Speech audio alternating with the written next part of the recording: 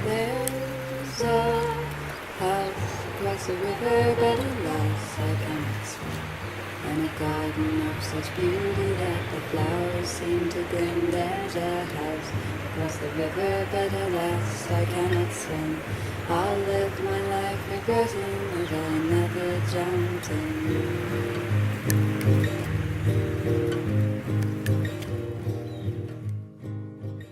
Wetlands are made up of marsh, fen, peatlands, artificial and natural water bodies, including riparian and coastal areas surrounding those wetlands.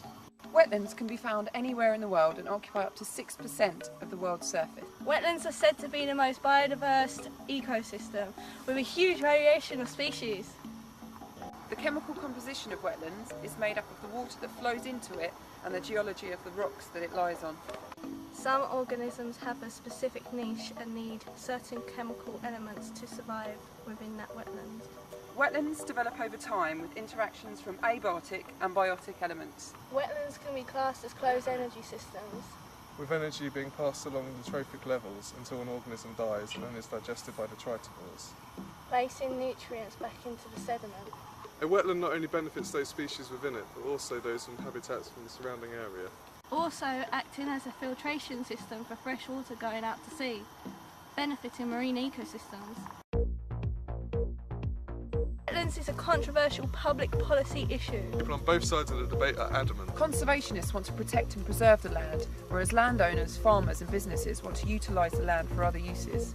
With an increasing human population, more pressure is put on land use, specifically wetlands, where they make an ideal flat surface area for agriculture or urban developments. Could be any horribly polluted river in any overburdened, overpopulated Asian city, choked by the very people who need it most. In Bangladesh, when the Himalayan meltwater causes the Ganges to flood, up to 20.5% of the landmass becomes flooded and causes up to $2.8 billion worth of damage, affecting urban areas, agricultural land and human fatalities. Naturally, the floodplain would have a temporary wetland annually, with species adapting to the habitat change. With the increase in human population and agricultural land, the floodplain's landscape has changed, causing greater flooding and damage. Urban development also creates an area which inhibits rainwater from soaking back into the aquifer, and instead runs across the non-permeable surface of tarmac and concrete, causing floods, which has a huge economic impact on local communities. Sewage from these urban areas leach or flow into the water system, which overwhelms a water body with nutrients. Eutrophication occurs as a result, affecting species within.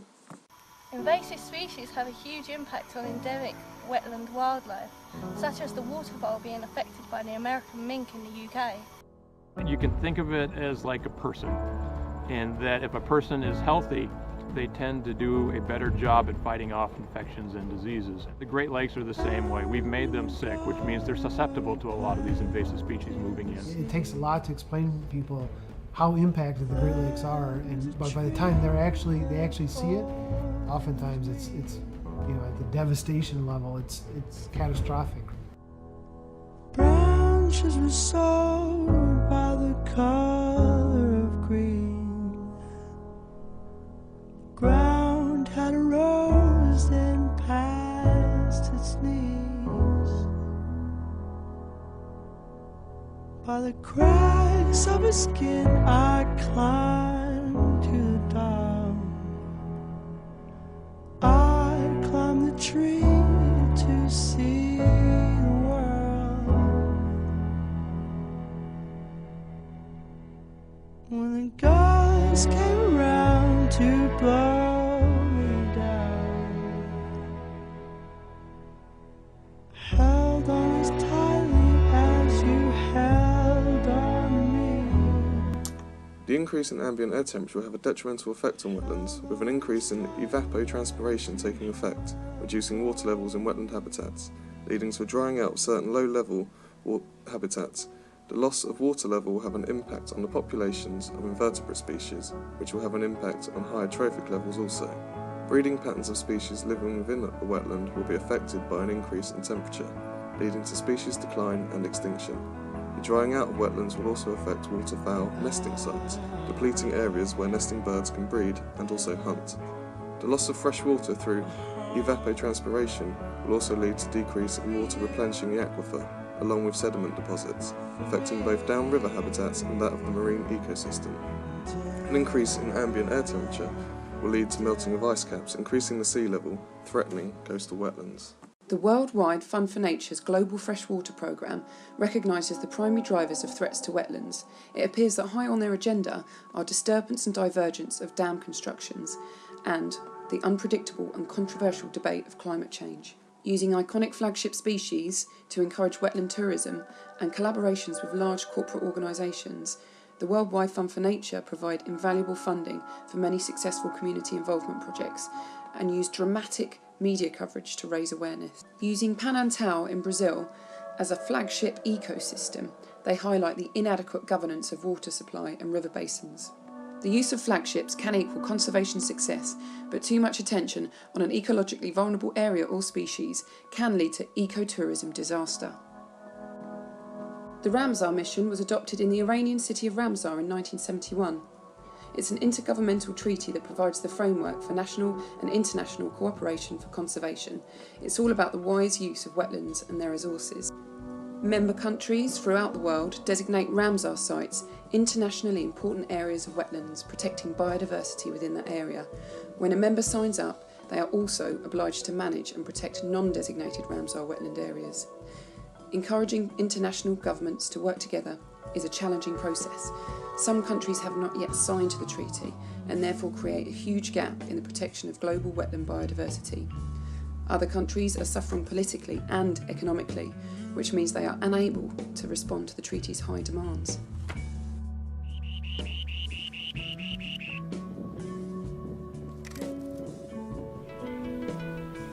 This expedition to far northeastern Russia to save the spoon-billed sandpiper is one of the most ambitious and challenging expeditions that I know that's ever been undertaken to save a species. The Wildfowl and Wetlands Trust, who work closely with Wetlands International, work again to globally safeguard and improve wetlands for wildlife and communities. They are a charity relying heavily on donations from the public. According to their website, they have a membership base of over 200,000. This funds and creates projects to raise awareness of the value of wetlands. They provide the tools for governments and businesses to identify and counteract threats to wetlands. They provide protection for threatened species and ecosystems and promote the use of conservation education in local communities, encouraging the public to respect the natural world. An obstacle for all charities relying on donations from the public is prioritising the direction of funding. This can mean that areas that are not as appealing to the public are ignored. Wetlands International, based in the Netherlands, are one of the only global non-profit organisations specifically dedicated to conservation and restoration of wetlands. They empower local communities to improve their economy by protecting their environment, using sustainable land development and rebuilding coastal resilience. Disaster risks are considerably reduced.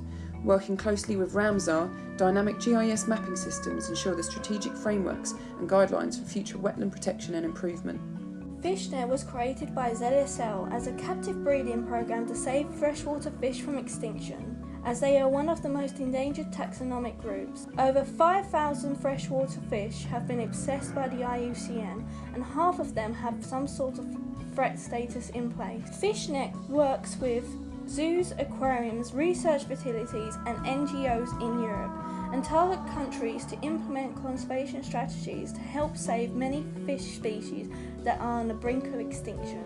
Freshwater fish are often considered important indicators for the ecosystem's health. These species are being neglected by the governments and only getting conservation efforts by a few small groups such as specialised hobbyists and zoos. There are a large number of international government organisations, NGOs, multi-stakeholder strategies and strategic programmes dedicated to the protection of wetlands. Whether they are managed, monitored and put into practice in a way that improves wetland biodiversity is up for debate.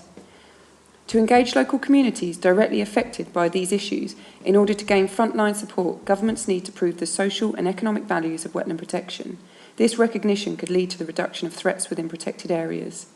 The benefits of wetland restoration may depend strongly on the genetic diversity of established populations.